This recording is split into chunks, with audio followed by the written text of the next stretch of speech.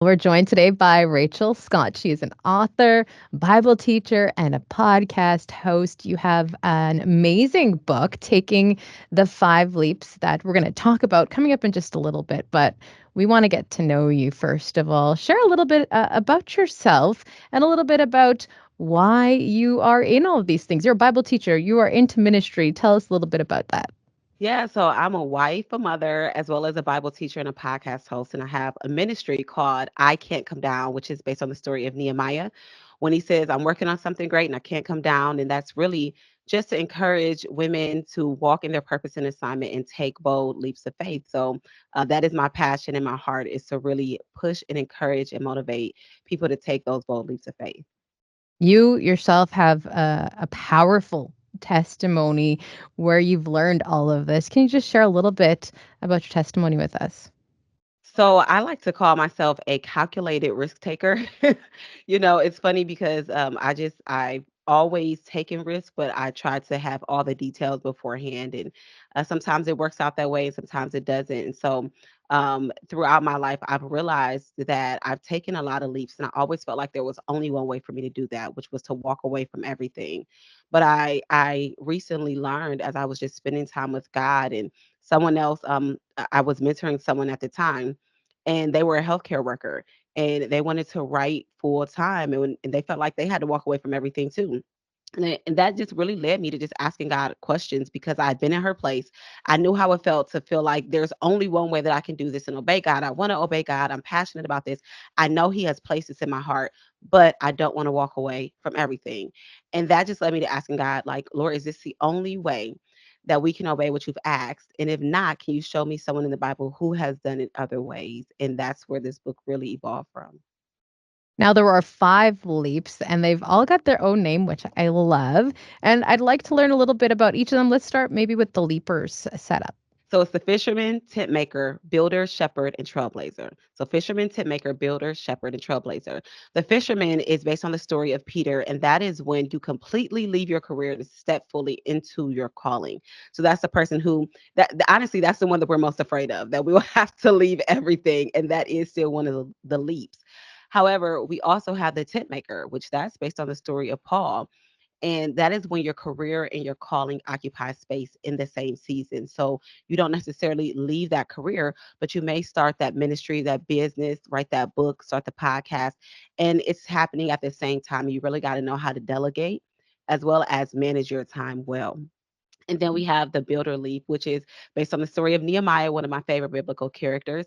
And that is when you temporarily leave your career to go into your calling, and then you go back into your career. So this is for the person who feels like they may be taking the fisherman's leap and they feel like they have to walk away completely, but then God nudges them to return back into that career. I think of like a homeschool mom or someone who has to leave to take care of a loved one, and then they end up returning back into that career that they were in. Then we have the shepherd's leap, which is based on the story of Abraham, and that's essentially when you're called to relocate. You're called to go into new territory. And finally, the trailblazers leap, which is based on the story of Jesus, and this is for the person who has done all four leaps. And now you just really can disciple and encourage other people, but you also understand that we are called to live a leaping lifestyle until we leap into eternity. Now, speaking of those leaps, are there any that are more challenging than the other? To me, when I hear any of them, they all scare me, which we're going to get around to in just a little bit. I would say it depends on your natural leap tendency. So on my website, I have this quiz where you when you take it, you determine what is my natural leap tendency. So mine is more of a fisherman. So that one, although it has its challenges, I'm more likely to be comfortable with doing than say a shepherd's. And that's when you have to move. I don't like packing. I don't like unpacking. I don't like labeling boxes. All of those things just don't sound fun to me. So I would say the challenge is really based on your own natural leap tendency and what you're more resistant to when it comes to just the leaps. So finding out which one you're more likely to do and you do more naturally, even though you never realize it. And then the other four are usually the ones that are more challenging. Speaking of challenging, and I mentioned that I was scared when I listened to all of these. How do we get over that fear of taking that leap? Because any sort of leap means change. And for a lot of people, change means fear and like total, I don't know, they're lost, they're scared. How do you get over that? Yeah, I mean, when we feel fear, there's three things that I would say that we can do. The first one is to identify and pray about the thing that we're afraid of.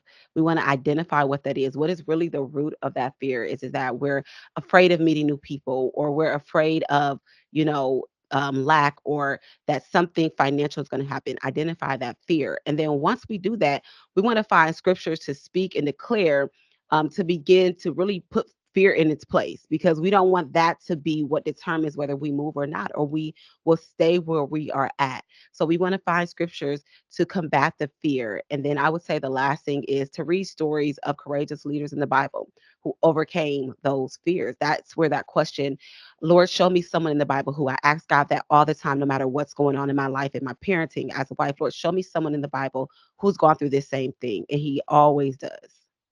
Speaking of going through the same thing, what leaps have you yourself, you talked about it a little bit, but what have you experienced in your own lifetime? All of them. I am definitely a trailblazer. But when I think of probably one of my more challenging ones, it was actually a fisherman's leap, but it was one that both my husband and I did at the same time. It probably wouldn't have been as challenging if it was just one, it was just me. But it was my husband and I, we both were called out to the fisherman's leap. But he actually was doing more of a builder. So he went back to work, and I was doing more of a fisherman leap fully, and that's where my ministry in this book and everything else was birthed from. But I would say that we walked away to start our blended family ministry that we now have, and that was very scary because there were so many unknowns and just so many challenges along the way that we endured. But when we look back at it, we definitely can say we saw and we see God's faithfulness as we walk through that. How did we prepare for these leaps?